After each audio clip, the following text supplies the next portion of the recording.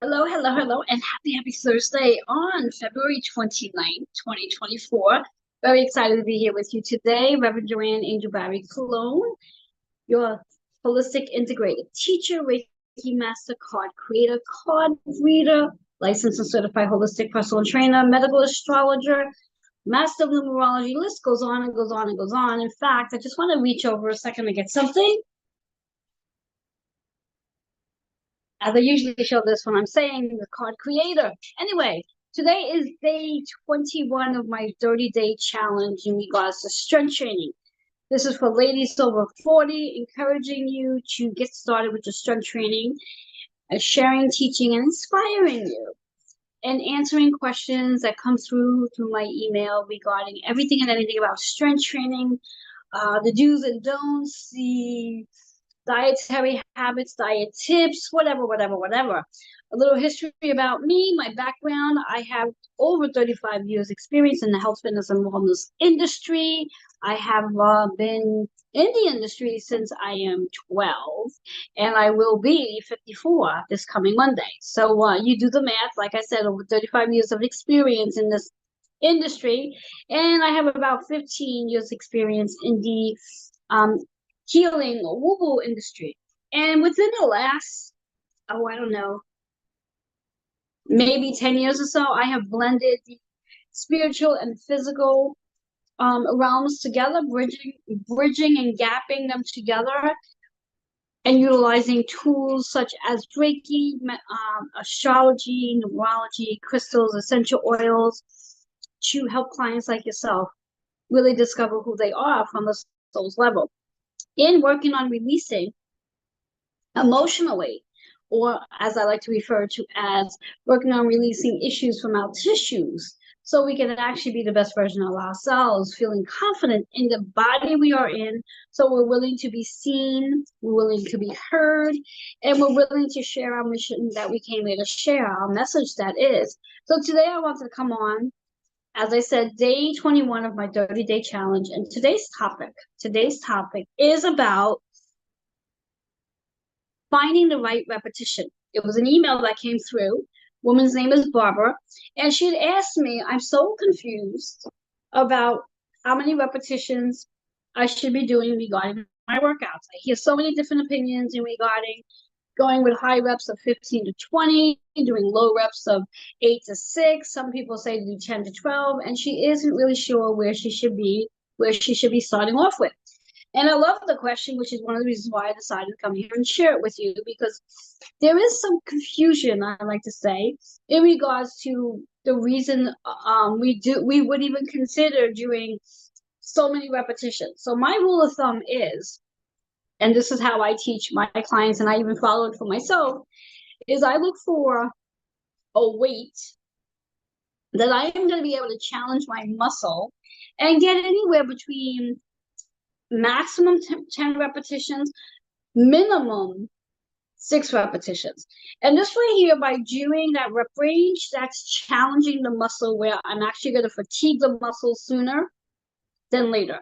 And what do I mean by fatiguing the muscle sooner than later is whatever exercise you're doing, and I'll use the overhead press for an example, because it's a common one that many people are familiar with. So let's say you're working with a weight, we'll say 20 pounds in each hand, and you're working with good form. And by the time you get to the 10th rep, you're still able to do more. So you're able to get to that 15 rep. So in theory, what has happened with that very first set is, like, theoretically, it's like a warm-up. It's getting the muscles warmed. Now, the next step would be to increase the weight a little bit. So then this way here, you can drop your reps down and find that weight that's going to get that 10, 8, or 6 repetition. This way here, you're utilizing the muscle. You're getting that muscle faster. You're fatiguing the muscle itself. So this way here, you're going to actually start to build more muscle tissue, as opposed to doing a lot of repetition, which is going to make the muscle tired, but it's not going to get the muscle to be challenged enough where you're actually going to start to see over time a change in your composition. And the actual theory to the change in composition is the muscle, as I like to call, and what's called out there is muscle progressive overload. And with progressive overload, that is the very thing, the very aspect that's going to get the shaping to take place. So the repetition isn't really about, well, if I do more repetitions, then I'm going to start to see the quote unquote definition showing up because I'm doing more repetition. The definition that shows up is really about your dietary habits and also the progressive overload. As you're overloading the muscle, you're breaking down little fiber tears, and during your recovery period, which is your rest period, is when your muscles recovering, restoring, and starting to take reshape. And that's where the strization and definition comes into play. So it's not about the repetition that's going to create that definition that you may see on those who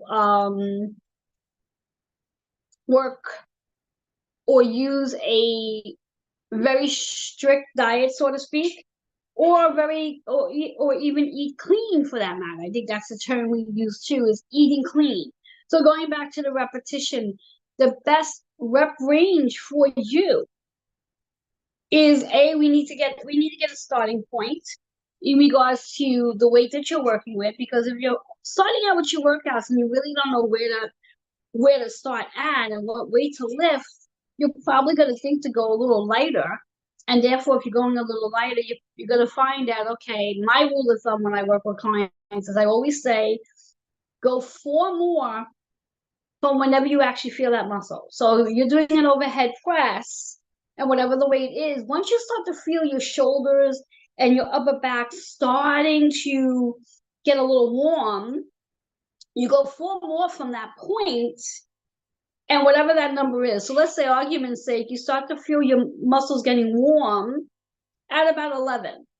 So that might take you very well to 14 or 15 repetitions. So you know already now that particular weight that you work with, doing 15 repetitions, you may not want to do 15 repetitions on the next set. So that's where you're going to increase the weight. And same formula, increase the weight. And when the muscles start to get warm again, you're going to go 4 more. So theoretically, because you increase the weight, the muscles are going to get warmer a lot sooner. So you should not be able to do the same amount of repetitions you did on the first set. And if you are able to do the same amount of repetitions you did on the first set, then my suggestion would be, rather than taking the weight up just a little bit, take it up a larger percentage. So most gyms nowadays have small increments that you could take the weight up. So you could do like a 1 pound increase, a 1.5 pound, 2.5 pound. So if after your first set you're noticing your repetitions are still being fairly high, means I would jump the weight up a little bit more. And again, focus on when you feel the muscle getting warm. And what do I mean by getting warm? Where you actually start to feel some heat coming from that muscle. And that's how you'll know your muscle's getting to the point of fatigue. You're getting tired. And you could also use that as your gauge too. Is it getting tiring to be able to get that rep up there where you feel like, oh, this is going to be the last one? And really being engaged and attuned to the exercise that you are doing, so you know your rep range. And again, from my perspective, from my training, there really is no reason why you would want to do anything above 15 repetition on theoretically any exercise to that point. There's an exception to this rule, and that would be in regards to your legs. For example, if you're doing a leg press, yeah, I think leg press would probably be the only exercise that I may go past that 15 rep range, depending on what it is I'm doing. Unless, of course, you're doing a tricep. For example, as a leg press, let's say you're starting off with a wide positioning on leg press, and you're getting, let's say, 10 to 12 reps on it, full range of motion, smooth, controlled motion, and then you bring your feet in a little closer, or you're in this position and you turn your feet out in that angle position. So now you're going to hit the leg differently, and you're going to shoot for whatever repetitions you can get out of that. And then you end it off with your feet a little closer. and do the same thing. So your rep range for that, because now you hit it in 3 different angles, there's where you might find that you're getting those, let's say 15 to 20 repetitions in, because it's going to be something that you're doing one after the other with no rest. And that's where your rep range may be high. Or you could set it up where you're doing what's called 21s. You start off with 7 repetitions with your feet straight, 7 repetitions with your feet out, and then 7 repetitions with your feet close together. Keeping in mind, though, that if you're going to do 21s, you're going to need to find a weight that's going to be challenging enough that you only can get 7 repetitions out of each positioning. Whereas if you find, which is something I found today, I was doing easy curl press downs, and my first set of weight was really light for my wide position, where it was really not challenging at all. So I knew when I had to go and do the second set that I did need to increase the weight, so the wide position would be just as challenging as the narrow position. So there is a science behind this, which is why I always say that it's really important to keep a notebook and pen with you, so you could jot down notes as you're doing each exercise and paying attention to your rep load and what positioning you're in that may be a little easier than something else, and noting it out. So this way here, the next time you do that particular exercise, that you know right off the back that, okay, the last time I did this, the weight was a little light. I got too many repetitions, so I want to take that weight up a little bit more so I can get more from it. Because one thing you definitely do not want to do is find yourself wasting your time and wasting your energy in a reference of going from one exercise to another or one set to the other, and realizing like, oh, that was too light. And it almost, my initial feeling to that is like, oh my God, I feel like I need to do an extra set because that first set was too light. So you want to bypass those errors. And this is one of the reasons why I share my journey with you, is to help you bypass those periods of time where it's like, oh my God, I'm going to end up having to do an extra set because that first set was just too light. And maybe that's not something you really want to do as an extra set.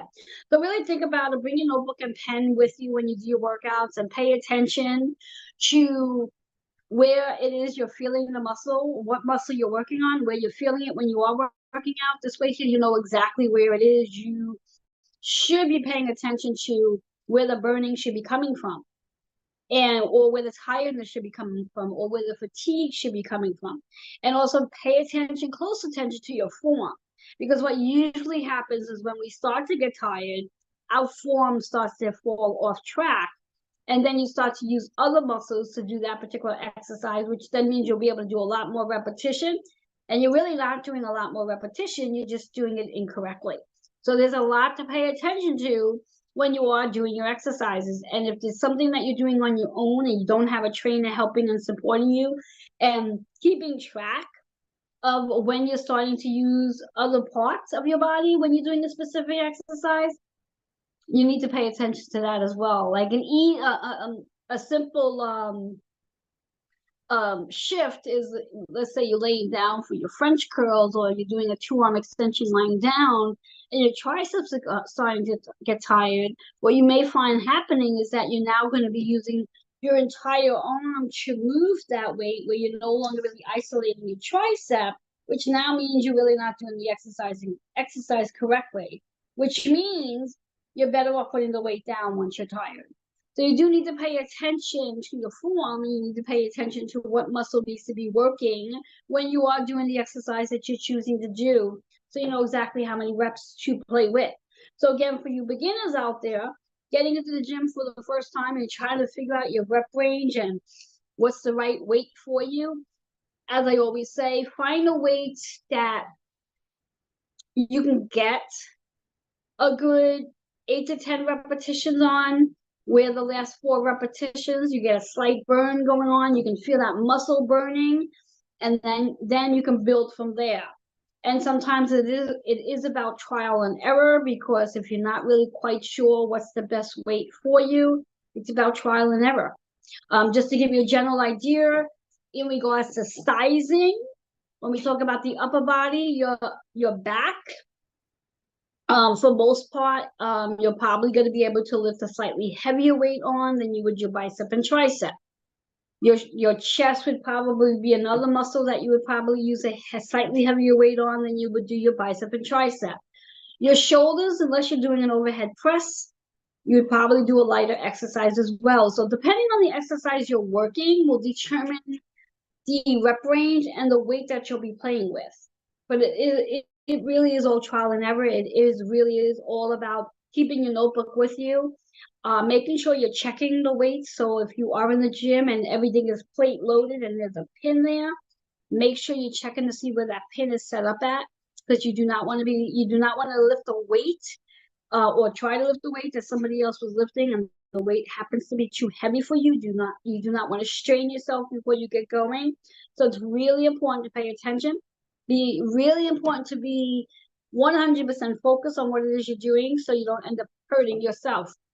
And if you don't see a pin and you can't move the machine, go to the front desk and ask someone to help you. So perhaps that pin is somewhere in the bottom or whatever that you're just not seeing it. Most machines, unless it's plate loaded, where you're actually putting a plate on the machine, has a pin to it. I had this conversation, talked about this in one of my other lives a couple of weeks back. So you do need to pay attention to what it is you're going to be working with. And it is trial and error, at least for the first give and take week when you get into the gym for the very first time, especially if you're looking to do this alone. My suggestion would be don't do this alone. Invest in your workout, invest in yourself, invest in a trainer, get someone to support you. And when I say invest in a trainer, don't ask your friend to come spot you, or if you have a friend who's a quote unquote personal trainer but they're not a certified personal trainer, invest in a trainer. It's probably going to be one of the best investments you can make. I mean, give and take 3 to 6 one-on-one sessions with a trainer can definitely get you on a go, at least to learning the ropes in reference to how to move around the gym and how to set yourself up so you know exactly what starting weight you can start with and how to progress from there and what your rep range is. Excuse me. And again, my philosophy is there really is no reason why you need to be doing 15 to 20 repetition on any exercise, exception to that rule. If you are going to be working core exercises such as rotations, cable rotation, leg raises, those are exceptions to the rules because then we're working a different area of the body, and that particular area may need to have a little more repetition to it in order to get the body to be more fatigued. So, excuse me.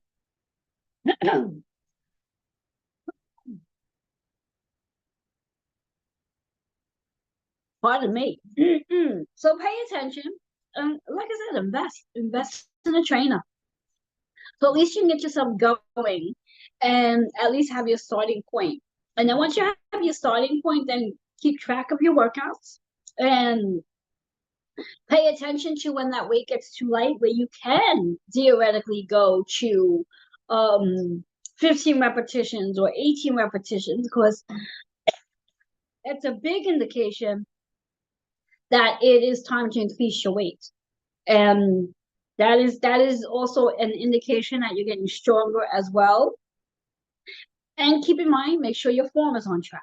So before you start increasing the weight, make sure your form is on track, because that's really important, because you don't want to increase weight doing it the wrong way.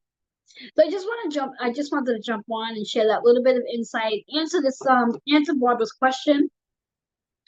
And I'm hoping that this helps others as well. So if any of you have had any questions regarding rep range, like what's the best rep range? Should I do 15 to 20 reps? Should I do 6 to 8 reps? Like what's the minimum amount of repetitions should one do?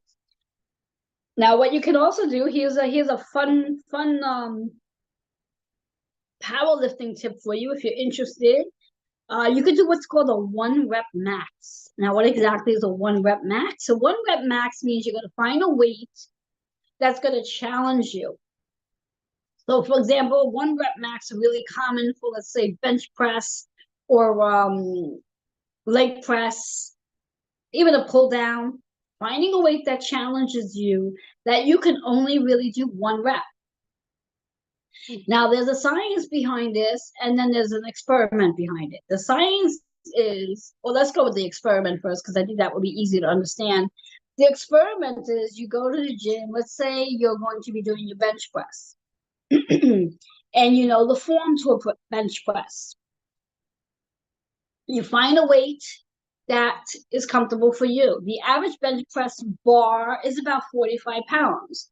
So again, it's for you ladies. So if you've never done a bench press, you may want to start with just the bar. See how many reps you can get out the bar. If you theoretically can do one rep with the bar, then take the weight up. Take the weight up. Take the weight. Good form, one rep. If you could do good form with one rep, take the weight up. Take the weight up to 5 pounds on each side. Get back on the bench. Try it again. If you could do one rep, take the weight up. And do that as a building where that could be your one rep max to determine your maximal weight that you can lift. So let's say you find your maximum weight might be, which is going to sound absurd in your mind. It might be that you're lifting 100 pounds, which means you're lifting like the bar itself is 45, and then another, what is it? My math is not so great today. But the entire weight is 100 pounds, and you can do one rep. And let's say the next weight up might be a little challenging for the one rep. So you at least know what your one rep max is. So at least you know that you could do 100 pounds with one rep. So now what we're going to do is we're going to decrease the weight. So you could do one rep with 100 pounds. So then theoretically, we may go down to 85 pounds, and you might be able to do 6 reps. And then you may drop it down and do 50 pounds. And that's where you might be able to get your 10 reps. So now you know there's your rep range that you could do a 50-pound set with 8 to 10 reps. Then you could take the weight up, where you know you could do your 85 pounds with your 6 to 8 reps. And then you know that 85 to 100 pounds, you know your 100 pounds is your one rep max. So then you want to find something between that 85 to 100 pounds where you can get that 6 reps at. And that's a way to build it up. So there's another really great way to figure out where you can start from so you can get the best results. And you can pretty much do that with any exercise. So any exercise that you could do one rep. The minute you can go to 2 reps, that means that's not your one rep max. One rep max means one rep max. And then from there, that's your gauge. And you drop it down a little bit and see how many reps you can get out of it. And then you drop it down a little bit and see how many reps you can get out of it. You know, I recommend that if you're going to do that, keep your sets no more than 5 sets. Keep your sets no more than 5 sets. And also go with the idea that it's going to be the one exercise you're going to do for that particular muscle group for that day, just to get a general idea of what your actual weight load is based on the repetitions you're going to work. So you're going with the idea of, today I'm going to find out my max for my bench pressing. That's the exercise I'm doing for my chest. Or your other exercises, or maybe you're just doing that for the day. Maybe you're going to have a day where you're going to pick maybe 3 exercises. Maybe you do your back, your chest, and maybe you do an exercise for biceps and an exercise for triceps. One exercise, finding your one rep max.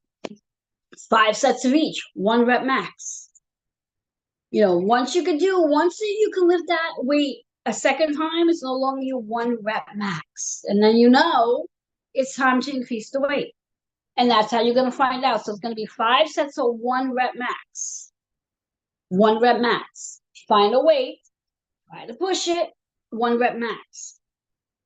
And that could be your starting point. That could be a really fun starting point and a great gauge in reference to where you want to start when you start doing your multiple sets in regards to your regular workouts. And I believe that will keep you in a rep range where once you find out your one rep max and then you downsize the weight to be able to get the second set and your third set, that helps you to build up where you're looking to go with your results. So I'm hoping this helps. Let me know how it works for you. Let me know if you are a beginner. Let me know if you do need support.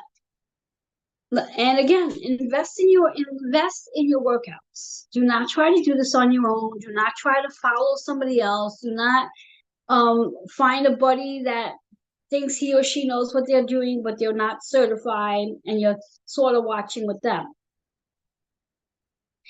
And if you're going to do it that way, just make sure they're keeping an eye on your form, because form is very important when you're doing any exercise. Because the worst thing you can do is do an exercise and do it wrong and continue to do it wrong, because eventually over time you're going to hurt yourself.